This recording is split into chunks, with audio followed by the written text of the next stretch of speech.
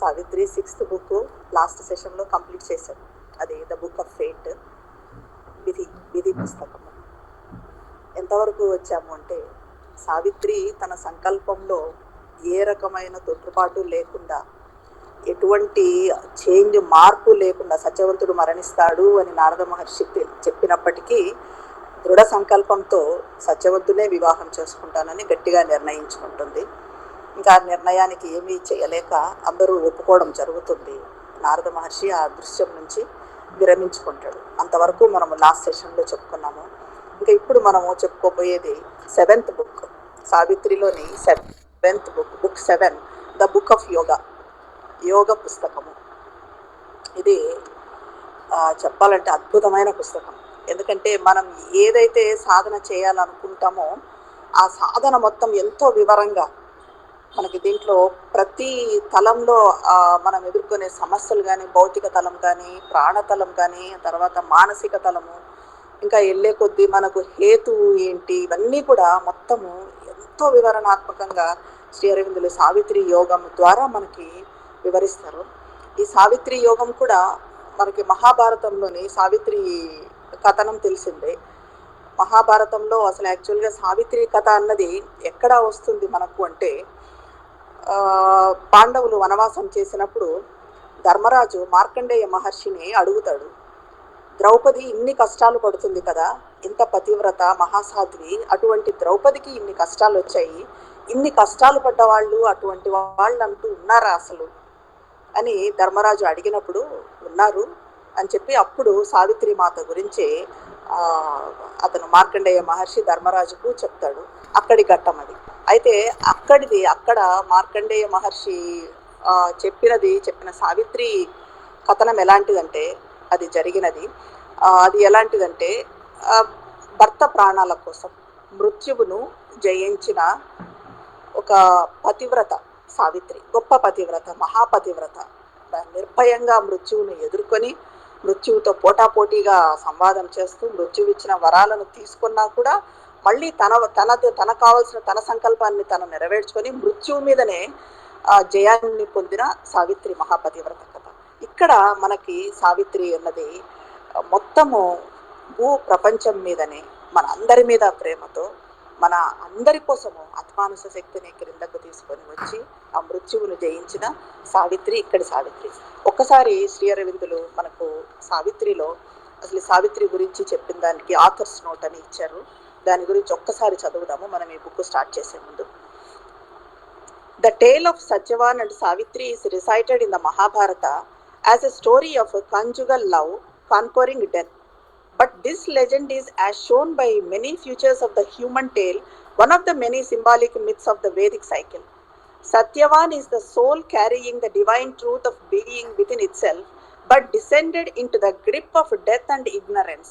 ఇక్కడ ఒక్కొక్క క్యారెక్టర్ గురించి శ్రీ అరవిందులు మనకి ఇవి మామూలు క్యారెక్టర్స్ కాదు, ఇదంతా అవతారమూర్తులు అన్నట్టుగా ఇక్కడ వివరిస్తారు. అది చెప్తున్నారు. ఏంటి, సత్యవంతుడు అన్నది soul. Satyavan is the soul carrying the divine truth of being within itself but descended into the grip of death and ignorance. అంతరాత్మ సత్యవంతుడు అంటే ఎవరు? మరణంలోకి అజ్ఞానంలోకి దిగి వచ్చిన అంతరాత్మ.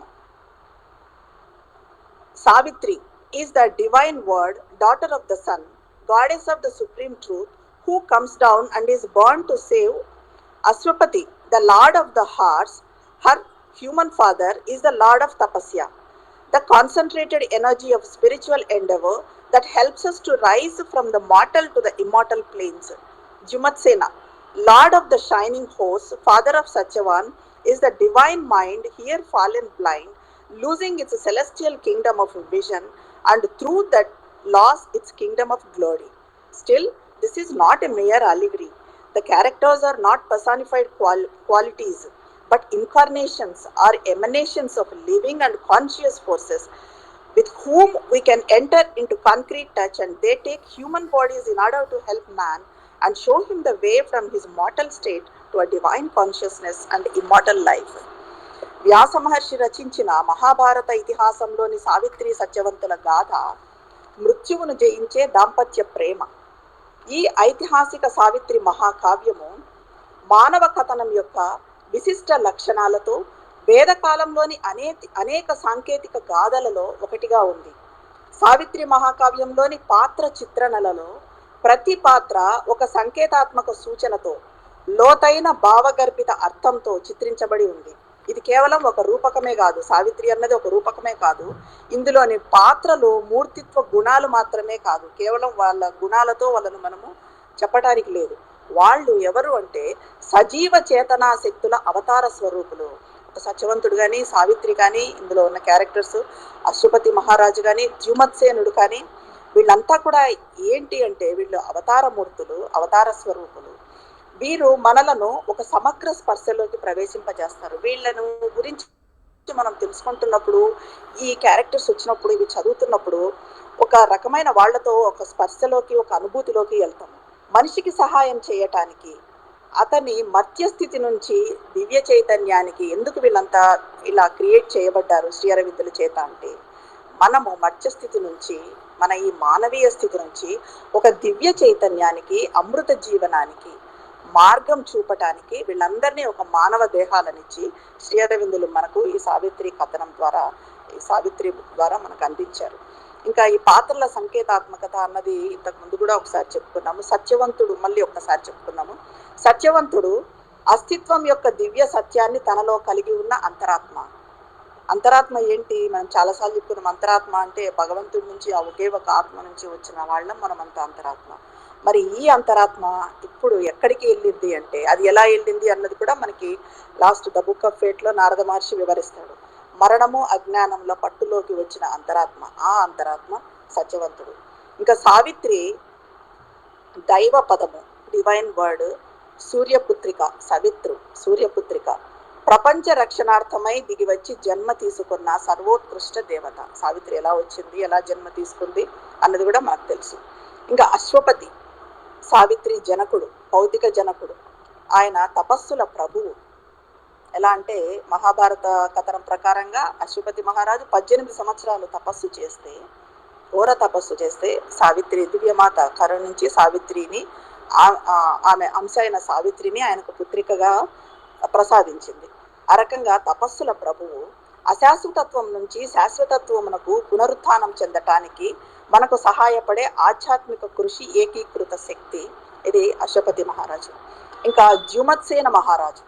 ఎవరు? ద్యుమత్సేనుడు, సత్యవంతుని తండ్రి. ఈ ద్యుమత్సేనుడు ఏమిటి అంటే సత్యవంతుని జనకుడు, ప్రకాశమాన అతిథేయులకు ప్రభువు, దివ్య సామ్రాజ్య దృష్టిని, వైభవాన్ని పోగొట్టుకొని అంధత్వంలోకి జారిన దివ్య మనస్సు, మైండ్, డివైన్ మైండ్. ఏదైతే ఆ దివ్యత్వాన్ని పోగొట్టుకొని గుడ్డితనంలోకి, అంధత్వంలోకి జారిపోయిందో ఆ డివైన్ మైండ్కి ప్రతీక ద్యుమత్సేన మహారాజు. ఇది ఇందులోని క్యారెక్టర్స్ గురించి మనం తెలుసుకోవాల్సింది. సావిత్రి మహాకావ్యంలో సావిత్రి ఆటంకాలను అధిగమిస్తూ అమరత్వ మార్గాలను సుగమం చేసేందుకు అవతరించిన దివ్యమాత అంశ. ఇక్కడ సత్యవంతుడి మరణంతో యుద్ధం చేసే సావిత్రి పాత్ర ఏ రకంగా అయిందంటే, శ్రీ అరవిందుల హస్తాలలో శాశ్వత సౌందర్యానికి, శాశ్వత ప్రేమకు చెందిన ఒక అవతారమూర్తిగా అక్కడ మనకు సావిత్రి గురించి చెప్తారు. ఎటువంటి ప్రేమ సావిత్రిది అంటే, love in her was wider than the universe. Love in her, she can give refugee to the whole world. అంటే ప్రపంచ విశ్వం మొత్తానికి తను ఆశ్రయం ఇవ్వగలదు. ఆమె హృదయంలోని ప్రేమ ఎటువంటిది అని అంటే, ఆమెలోని ప్రేమ అది విశ్వం కన్నా విశాలమైనది, వైడర్ దాన్ ద యూనివర్స్. అలా సావిత్రి శాశ్వత సౌందర్యానికి, శాశ్వత ప్రేమకు చెందిన ఒక అవతారమూర్తిగా రూపుదిద్దుకుంది. ఆమె మర్త్య దేహం శాశ్వతిని ఆవాసం.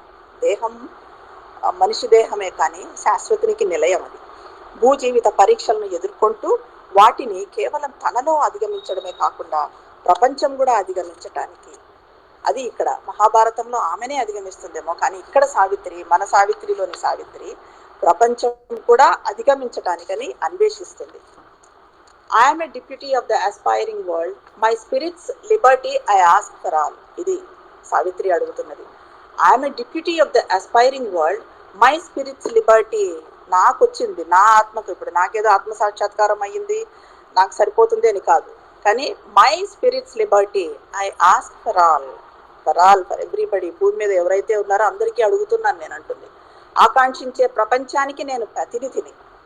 నా ఆత్మ సాధించే స్వేచ్ఛను సర్వులకు అడుగుతున్నాను అని అంటున్న ఈ సావిత్రికి భగవంతుడు తనకు అప్పగించిన మహత్కార్యం గురించి ఎరుక ఉంది, ఆ చైతన్యం ఉంది.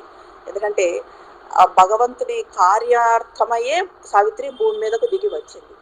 అలాగే O Savitri, thou art my spirit's power, the revealing voice of my immortal word, the face of truth upon the roads of time, pointing to the souls of men, the routes to God. ఓ సావిత్రి, భగవంతుడు నువ్వు నా ఆత్మశక్తివి, నా శాశ్వత పదమును బహిరంగపరిచేదానివి, బహిరంగపరిచే స్వరానివి. అలాగే కాలపు దారులపై ఉన్న సత్యవదనానివి, కాలం దారులపై ఉన్న సత్యవదనానివి, మానవ అంతరాత్మలకు భగవంతుని నిశ్చిత మార్గాలను సూచించేదానివి. మన అంతరాత్మలన్నింటికి భగవంతుని మార్గాన్ని, భగవంతుని మనం ఎలా చేరాలా అని ఆ మార్గాన్ని సూచించేది సావిత్రి మాత. ఇది అనంతుని సంకల్పం. సావిత్రి దివ్యజన్మ పరమార్థము, పరమ లక్ష్యము. అది ఏంటి అంటే మానవుడి అంధకారాన్ని అంగీకరిస్తూ, ఇది మనం చాలాసార్లు చెప్పుకున్నాం, మధుర శ్రీ అరవిందులు ఏ రకంగా మన అజ్ఞానాన్ని, మన తప్పులను, మనం చేసే పొరపాట్లను వీటన్నింటినీ అంగీకరిస్తూ మనకు కాంతిని, మనకి వెలుగును, మనకు జ్ఞానాన్ని, శాంతిని ఇవ్వాలని చూస్తారో ఆ రకంగా సావిత్రి మానవుడి అంధకారాన్ని అంగీకరిస్తూ కాంతిని అతని వద్దకు తీసుకొని రావాలి. ఇది సావిత్రి పరమ లక్ష్యం. మనిషి దుఃఖాన్ని స్వీకరిస్తూ మనిషికి ఆనందాన్ని అందించాలి. ఇది సావిత్రి గురించి. ఇంకా మహాభారతంలో ఇక్కడ మనం ఎక్కడి నుంచి ఉన్నాము అన్నది చూస్తాము. సావిత్రి, వ్యాస మహర్షి రచించిన కథనం ప్రకారం సావిత్రి సత్యవంతుల వివాహం జరిగిన తర్వాత సావిత్రి సత్యవంతునితో పాటుగా అతని కుటీరంలో అతని ధర్మపత్నిగా తన అత్తమామలతో నివసించడానికి సిద్ధమవుతుంది. అయితే ఇలాంటి అద్భుతమైన సౌందర్య రాశి, శీలవంతురాలు, తాను ప్రేమించిన సావిత్రి తనకు జీవిత భాగస్వామిగా వస్తున్నందుకు సత్యవంతుడు ఎంతో సంతోషంగా ఉంటాడు.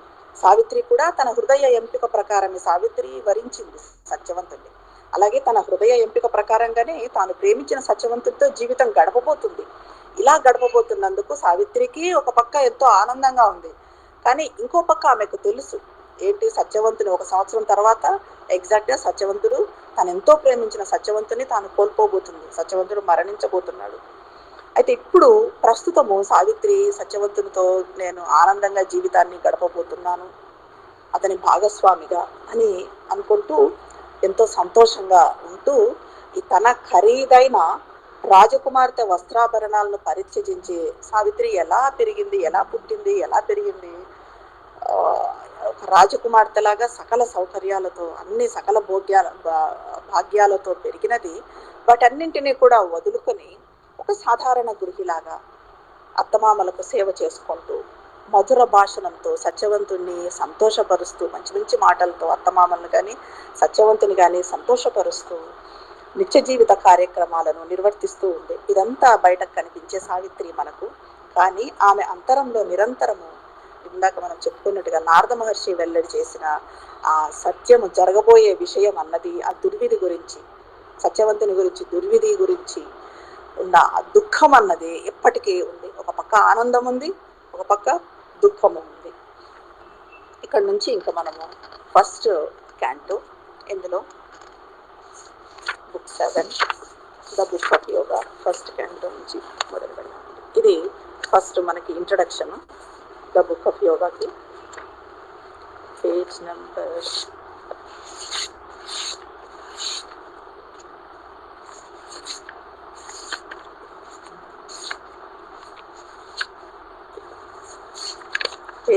465 అండి, 465 canto 1 the joy of union. దీని టైటిలే చాలా పెద్దది. ద జాయ్ ఆఫ్ యూనియన్ సత్యవంతునితో కలవబోతున్నందుకు సంతోషం. The ordeal of the foreknowledge of death and the heart's grief and pain. The ordeal of the foreknowledge of death, మరణం గురించి తెలిసిన ఆ భవిష్య జ్ఞానం, దానితో ఆ జ్ఞానం ఒక ఆటంకంతో వచ్చిన హార్ట్స్ గ్రీఫ్, హృదయ వేదన, హృదయ బాధ, అది సంయోగానందము, మృత్యు భవిష్య జ్ఞాన కఠిన పరీక్ష, హృదయ వేదన. ఇది ఫస్ట్ క్యాంటో. మొట్టమొదట మనకు శ్రీ అరవిందులు ఈ క్యాంటో మొదలు పెట్టడమే ఫేట్తో మొదలు పెడతారు.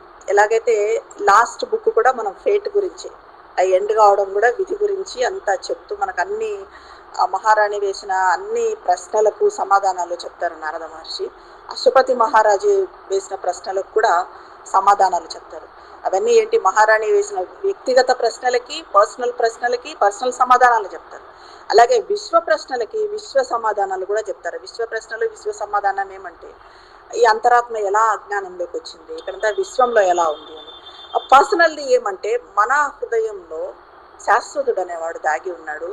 ఎప్పుడు మనం శాశ్వతుడిని కనుక్కోగలుగుతామంటే, ఆ ముసుగు తొలగించినప్పుడు, మనం నిశ్శబ్దం అవుతూ ఉన్నప్పుడు. నిశ్శబ్దం అన్నది ఆత్మ విధిని అధిగమించింది అనడానికి సంకేతము అంటూ అలా కూడా సమాధానాలు చెప్పిస్తారు. అది ఇంకా మళ్ళీ దాని కంటిన్యూషన్గా ఇక్కడ మళ్ళీ ఫేట్తోనే ఈ క్యాంటో కూడా ఫస్ట్ క్యాంటో మొదలవుతుంది. Fate followed her foreseen immutable road. Man's hopes and longings build the journeying wheels that bear the body of his destiny and lead his blind will towards an unknown goal. His fate within him shapes his acts and rules. Its phase and form already are born in him. Its parentage is in his secret soul. మొట్టమొదట fate followed her foreseen immutable road. Man's hopes and longings build the journeying wheels that bear the body of his destiny and lead his blind will towards an unknown road. His fate within him shapes his acts and rules. Its face and form already are born in him. Its parentage is his secret soul. ఇక్కడ ఆమె పోయే మార్గాన్ని విధి అనుసరిస్తూ ఉంది అని చెప్తూ మన దీనిలోకి వచ్చారు శ్రీ అరవిందులు. మానవుడి ఆశలు పరితాపాలు అతడి భవిష్యత్తును మోసే జీవన రథ చక్రాలను నిర్మిస్తూ, ఇది ఎంత అద్భుతంగా ఉంది చూడండి. మన భవిష్యత్తును మోసే జీవిత రథ చక్రాలు అన్నది, మన భవిష్యత్తును మోసే అసలు ఆ రథం అన్నది ఎలా నిర్మించబడుతుంది అని అంటే, మన ఆశలతో, మన పరితాపాలతో. మనం ఏవైతే ఆశిస్తామో, ఏవైతే కోరుకుంటామో అవన్నీ కూడా మన భవిష్యత్తును నిర్ణయిస్తాయి అంటున్నారు. ఎందుకంటే మనకి ఏం కావాలి అన్నది కూడా మనకు తెలియదు. ఒక్కొక్కసారి ఒక్కొక్కటి. ఇప్పుడు ఈ క్షణంలో ఫలాంటి కావాలి అని కోరుకుంటాము, అదేదో జరగాలనుకుంటాం. మళ్ళీ కొంతకాలం తర్వాత అది తీరిన తర్వాత అయ్యో ఇది కాదు నేను కోరుకున్నది, కొంచెం మెచ్యూరిటీ వచ్చినాక ఇంకోటి ఇది కావాలి అనుకుంటాము.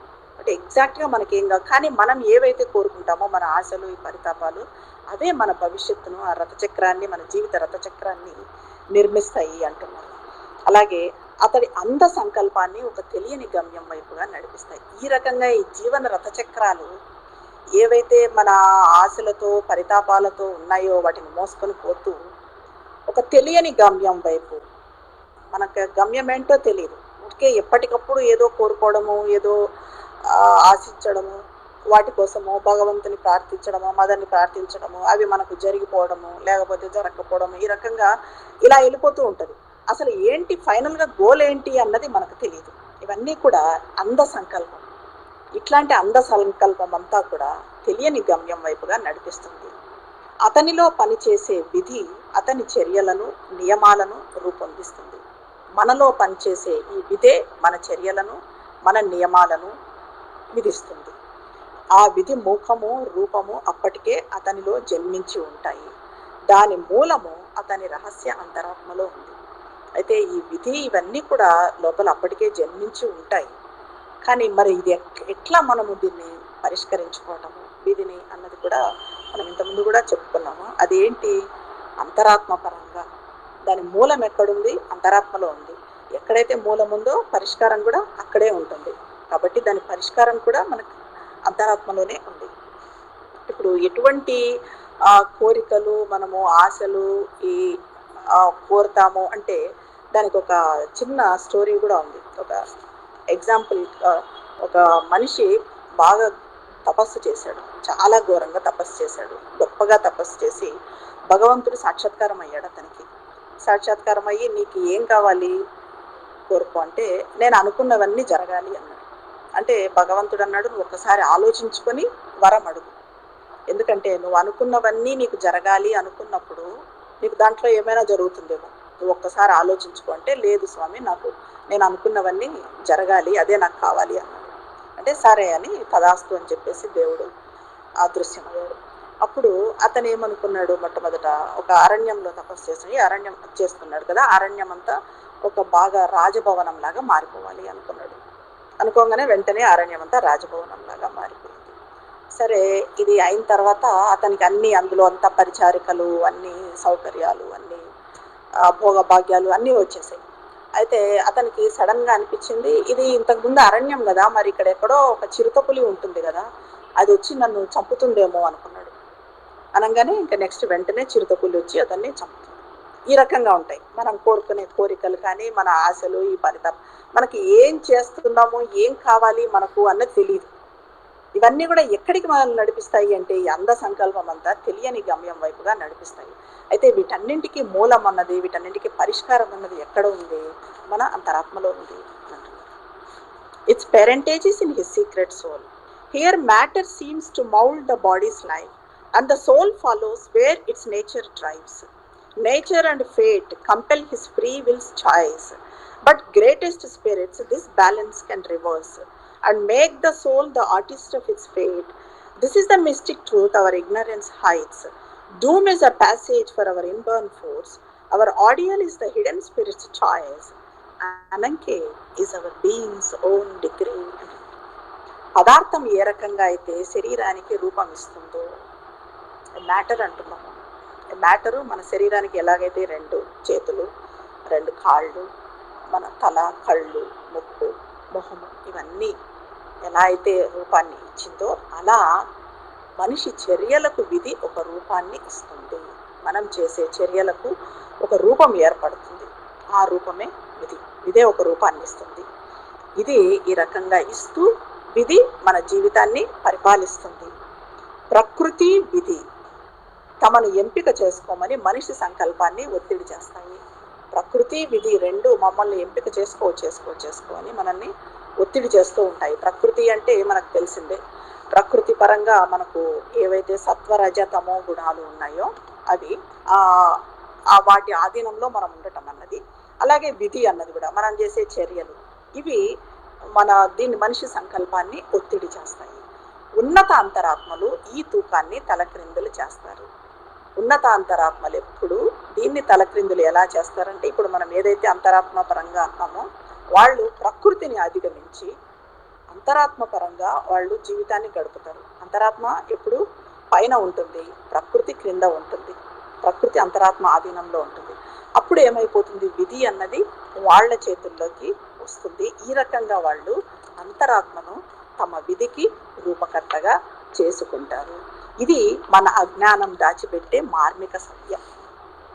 ఇది మనకు అర్థం కాదు, మార్మిక సత్యం. ఎందుకంటే మనలో అజ్ఞానం ఉంది కాబట్టి ఈ సత్యం అనేది మనకు అర్థం కాదు. మన అంతర్గర్భిత శక్తికి విధి ఒక మార్గం మాత్రమే. విధి అన్నది జస్ట్ ఒక మార్గం మాత్రమే. మన అస్తిత్వమే మన సొంత విధిని నిర్ణయిస్తుంది. మన విధిని నిర్ణయించేది ఎవరు అంటే మన అస్తిత్వమే, మన చర్యలే, మన ఎంపికనే.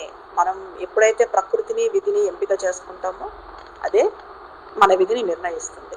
మనం ఉన్నత అంతరాత్మల్లాగా మన అంతరాత్మను ఎంపిక చేసుకున్నప్పుడు అది ప్రకృతిని అధిగమించడం అన్నది జరుగుతుంది.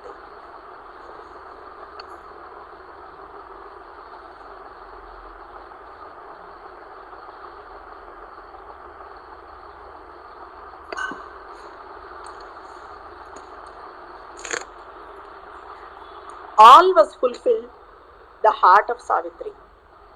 Flower sweet and adamant, passionate and calm. చూడండి ఎంత అద్భుతంగా ఉందో. సావిత్రి గురించి చెప్తున్నారు, ఎలా సావిత్రి ఉంది అంటే అంత all was fulfilled in the heart of Savitri. Everything. Flower sweet and adamant. Flower sweet అంట, పుష్పం అంత మధురంగా ఉంది సావిత్రి.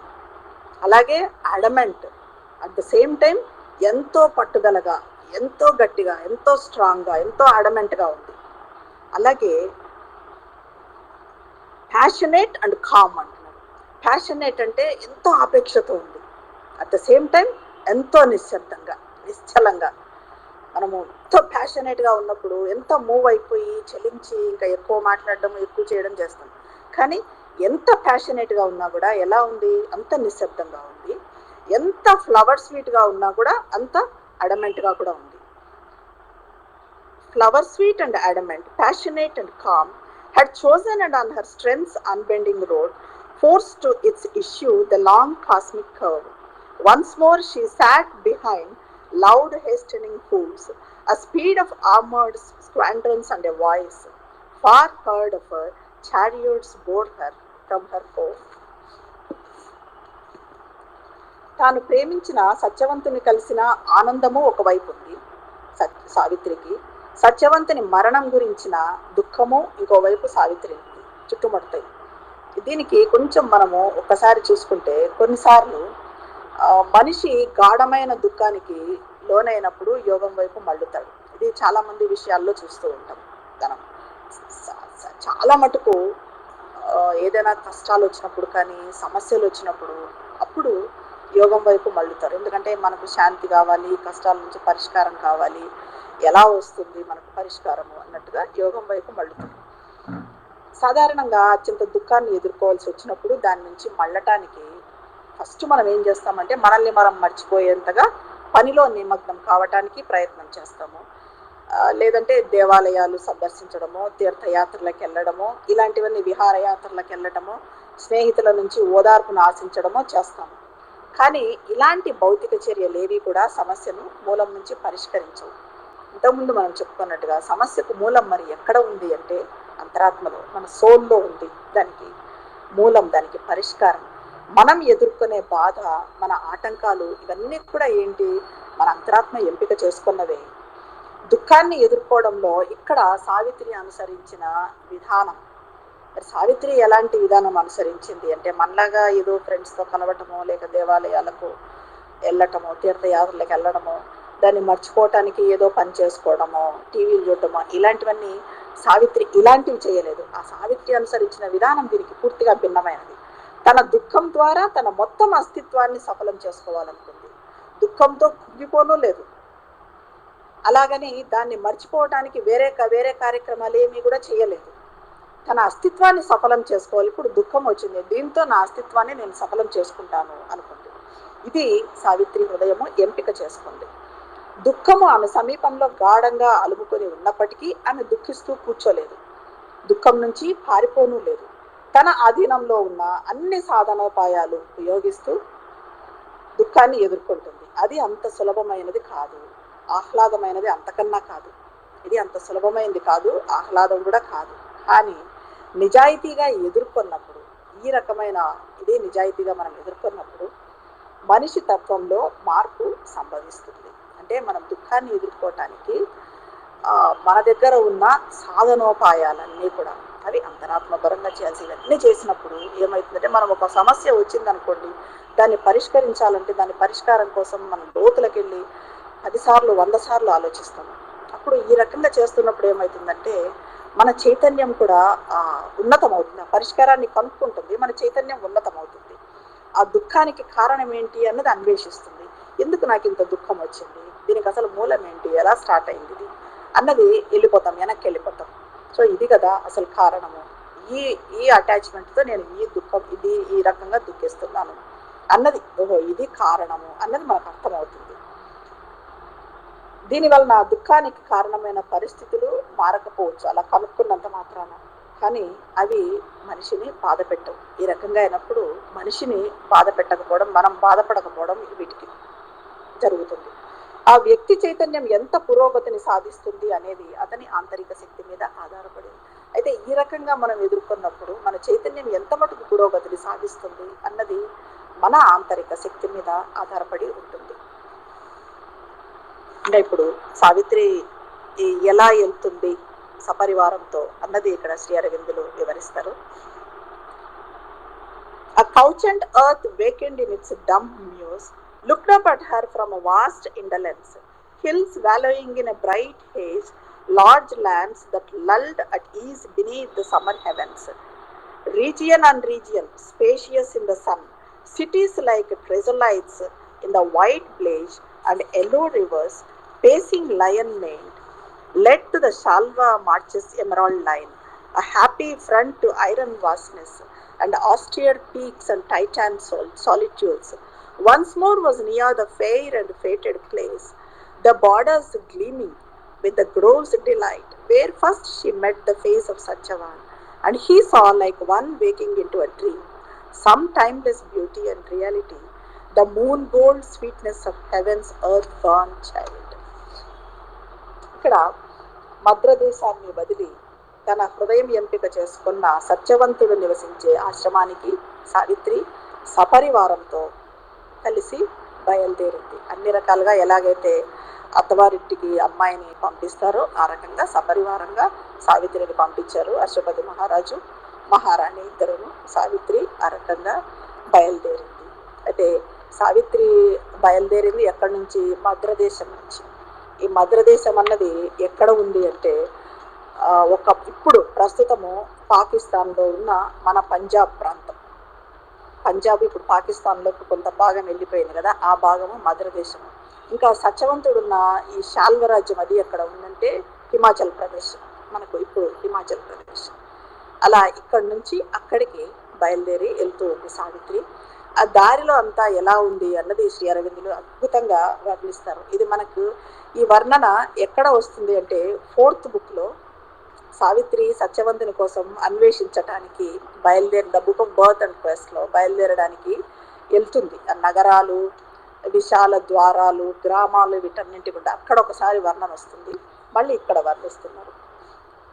ఎలా ఉంది అంటే శయనిస్తున్న భూమి ఒక అపరిమేయ బద్ధకం నుంచి, నిద్రపోతూ ఉన్న భూమి బద్ధకం నుంచి మేలుకొని సావిత్రి వంక, ఓ దివ్యమాత వస్తూ ఉంది సావిత్రి మాత అని భూమి కూడా ఒక్కసారి ఆ బద్ధకం నుంచి మేలుకొని ఆమె వంక చూసిందంట. తేజోమాన గ్రీష్మ తీవ్రతలో గిరులు, పర్వతాలు, ఆ గ్రీష్మ తీవ్రతలో సూర్యకాంతి ఎంతో తీవ్రంగా ఉంటే మధ్యాహ్న సమయం అనుకోండి, ఆ తీవ్రతలో పర్వతాలు కానీ మైదానాలు ఈ వేసవి స్వర్గాల కింద సేద తీరుతున్నాయి. లల్డ్ అన్నారు, బాగా హాయిగా అవి వేసవి తీవ్రత కింద సేద తీరుతున్నాయి. విశాల ప్రాంతాలను, నగరాలను, నదులను దాటుకుంటూ సావిత్రి తన పరివార గణంతో సాల్వదేశపు సరిహద్దులలోకి, ఈ రకంగా విశాల నగరాలను, ఆ ప్రాంతాలను, ఆ సరిహద్దులను వీటన్నింటినీ దాటుకుంటూ సావిత్రి తన పరివార గణంతో సాల్వదేశపు సరిహద్దుల్లోని మరకత వృక్ష వరుసలతో ఉన్న అరణ్యానికి అక్కడికి సావిత్రి చేరింది. తన విధి నిర్ణీత ప్రదేశానికి మళ్ళీ ఒక్కసారి సావిత్రి చేరుకుంది. మళ్ళీ ఒక్కసారి అంటే ఇంతకు ముందు ఒకసారి చేరింది. ఇంతకు ముందు ఒకసారి ఎప్పుడు? సత్యవంతుని మొదటిసారి కలిసినప్పుడు కూడా ఇంతకుముందు మనం చెప్పుకున్నట్టుగా ఇవన్నీ చూసుకుంటూ వీటన్నింటి గుండా ప్రయాణం చేస్తూ సావిత్రి అరణ్యంలోకి ప్రవేశించింది. ఆ రకంగా సావిత్రి మళ్ళీ ఒకసారి ఆ విధి నిర్ణీత ప్రదేశానికి చేరింది. సత్యవంతుని మొదటిసారిగా కలవటము ఆ ప్రదేశంలోనే జరిగింది. సత్యవంతుని కలవటము అక్కడే జరిగింది. కాలాతీత సౌందర్యము, సత్యము అయిన సావిత్రిని స్వప్నంలో చూసినట్టుగా సత్యవంతుడు మొదటిసారి చూసింది కూడా అక్కడనే. The past receded and the future neared. For now behind lay Madras spacious halls, the white carved pillars, the cool dim alooves, the tinged mosaic of the crystal floors, the towered pavilions, the wind rippled pools, and gardens humming with the murmur of bees. Forgotten soon are a pale memory, the fountains splash in the white stone bound pool, the thoughtful noontides brooding solemn trance, the colonnades dream, grey in the quiet eye, the slow moonrise gliding in front of night. Left far behind were now the faces known, the happy silken babble and laughter's lips, and the close clinging clasp of intimate hands, and adoration's light in cherished eyes, offered to the one sovereign of their life. గతం గతించింది. ఇప్పుడు గతమంతా అయిపోయింది. The past రెసిడెడ్ and the future near. భవిష్యత్తు అన్నది భవిష్యత్ దగ్గర అయ్యింది. మద్రదేశపు విశాల రాజ ప్రాసాదాలు ఇవన్నీ కూడా ఇంకా వీటన్నిటికీ దూరంగా వచ్చేసారు. పాలరాతి స్తంభాలు, శృంగార మంటపాలు, స్ఫటిక నేలలు, ఎత్తైన మంటపాలు, నడచే తటాకాలు, చెరువులు, తేనెటీగల జుంకారాలతో ఉన్న ఉద్యానవనాలు, ఎగసిపడే నీటి ఊటలు, అంతటా గ్రీష్మ సమాధి స్థితి నెలకొని వీటన్నింటినీ దాటుకుంటూ వెళ్తూ ఉంటారు. అంతటా ఎలా ఉందంటే ఒక వేసవికాలపు సమాధి స్థితి అన్నది అక్కడ నెలకొని ఉంది. తెలిసిన మొహాలన్నీ దూరం అయ్యాయి. అక్కడ ఎవరెవరైతే తెలుసో ఆ మొహాలన్నీ కూడా నెమ్మదిగా దూరం అయిపోయాయి. తనకి మద్రదేశంలో తెలిసిన మొహాలన్నీ. సంతోషాన్ని వ్యక్తం చేసే అదరాలు, సావిత్రిని చూడగానే సావిత్రి అంటూ ఎంతో సంతోషాన్ని వ్యక్తం చేసే ఆ పెదవులు, పరిచయ హస్తాల ఆలింగనాలు ఆలింగనం చేసుకునే వాళ్ళు, ఆరాధనా దృక్కుల నేత్రాలు, సావిత్రి ఎంత అద్భుత సౌందర్య రాశి, ఎంత తెలివైనది, ఎంత తేజస్సు గలది అంటూ ఎంతో ఆరాధనగా చూసేవాళ్ళని మనం 4th బుక్లో చూసాం, the book of birth and క్వెస్ట్లో. ఆ ఆరాధనా నేత్రాలు కూడా ఇప్పుడు దూరం అయ్యాయి. ఇవన్నీ కూడా సావిత్రి నుంచి దూరం అయ్యాయి. ఈ పయనంలో తన పుట్టినిల్లైన మద్రదేశం మాత్రమే కాకుండా ఆమె గతం కూడా ఆమె నుంచి నెమ్మదిగా విరమించుకుంది. సావిత్రి సత్యవంతుడితో నివసించాలనుకునే చిట్టడవిలో కేవలం పశుపక్షాదుల స్వరాలు మాత్రమే వినిపిస్తాయి. అక్కడంతా ఎలా ఉంది అంటే అక్కడ కేవలము పశువులు పక్షాదుల స్వరాలు, మనుషులు అన్న వాళ్ళు ఉండరు, పశుపక్షాదుల స్వరాలు మాత్రమే వినిపిస్తాయి. మానవులు నివసించలేని ఆ అరణ్యము, అస్పష్ట అంతరాత్మలతో ఉన్న ఆ ప్రాంతము ఋషులకు చిరకాల నివాస స్థానంగా ఉంది. ఆ స్థానము, ఆ ప్రాంతము అదంతా ఎలా ఉందంటే మానవులు నివసించలేరు అందులో. అది ఎలా ఉందంటే ఋషులకు నివాస స్థానంగా, ఎప్పటి నుంచో ఋషులు అక్కడ ఉండి ధ్యానం చేసుకుంటూ ఉన్నారు, వాళ్ళ ప్రాంతంగా ఉంది తప్ప అక్కడ మామూలు మనుషులు నివసించేట్టుగా ఆ ప్రదేశం లేదు. అటువంటి ప్రదేశంలోకి సావిత్రి ప్రవేశించింది తన పరివార గణంతో. మొత్తం అంత పరివార గణం కూడా ఆమె వెంబడి వచ్చారు ఆమె వదిలిపెట్టడానికి. Nature's primeval loneliness was here. Here only was the voice of bird and beast, the ascetic's exile in the dim-souled hues, inhuman forest far from cheerful sound of man's blithe converse and his crowded days. In a broad eve with one red eye of cloud, through a narrow opening, a green-flowered cleft, out of the stair of sky and soil they came into a mighty home of emerald dusk. ప్రకృతి ప్రాథమిక ఒంటరితనం అక్కడ ఉంది. ప్రాథమిక ఒంటరితనం అంటే మొట్టమొదట అస్సలు మనుషులు ఆవిర్భవించక ముందు అప్పుడు ప్రకృతి ఎలా ఉండేదో ఆ ప్రాథమిక ఒంటరితనం అన్నది అక్కడ ఉంది. అక్కడ కేవలం పశుపక్షాదుల స్వరాలు మాత్రమే వినిపిస్తాయి. మనుషుల బిజీ షెడ్యూల్కి, ఆ ఉల్లాసంగా చేసుకునే ఆ సంభాషణకి దూరంగా సాధారణ మనుషులు నివసించని ప్రాంతము అది. అస్పష్ట అంతరాత్మలతో ఉన్న ఆ ప్రాంతంలో అన్నింటినీ వదులుకొని ధ్యానం చేసుకుంటున్న ఋషులు మాత్రమే ఉంటారు. అక్కడ ఒక ఇరుకైన మార్గం ఉంది. ఆ మార్గం గుండా సావిత్రి తన పరివారగణంతో ప్రవేశించింది. అక్కడ ఎలా ఉందంటే ఆకుపచ్చని పూల చెట్లు ఉన్నాయి. సంధ్యా సమయంలో భూమి ఆకాశాలు నిశ్చలంగా చూస్తుంటే వీళ్ళందరూ కూడా ఆ రకంగా ఒక అరణ్య ప్రదేశానికి చేరుకున్నారు. There onward, led by a faint brooding path which toiled through the shadow of enormous trunks and under arches, misers of sunshine, they saw low thatched roofs of a hermitage huddled beneath a patch of azure hue in a sunlit clearing that seemed the outbreak of a glad smile in the forest's monstrous heart, a rude refuge of the thought and will of man, watched by the crowding giants of the wood. Arrived in that rough-hewn homestead they gave, questioning no more the strangeness of her fate, their pride and loved one to the great blind king, a regal pillar of a fallen mightiness, and the sterely careworn woman once a queen, who now hoped nothing for herself from life, but all things only hoped for her one child, calling on that single head from partial fate, all joy of earth, all heaven's beatitude. దీనికి మధ్యలో ఎక్కడ మనకు full stop కనిపించదండి. ఇలాగే ఉంటుంది సావిత్రి. మొదలుపెట్టిన తర్వాత ఒక half page సావిత్రిలో కానీ లైఫ్ డివైన్లో కానీ ఒక హాఫ్ పేజ్ మనకు ఫుల్ స్టాప్ కనిపించదు, ఆపడానికి ఉండదు. పెద్ద పెద్ద వృక్షాల మధ్య నుంచి ఒక మార్గంలో సూర్యకాంతి, ఆ పెద్ద పెద్ద వృక్షాలు ఉన్నాయి, ఒక మార్గం ఉంది.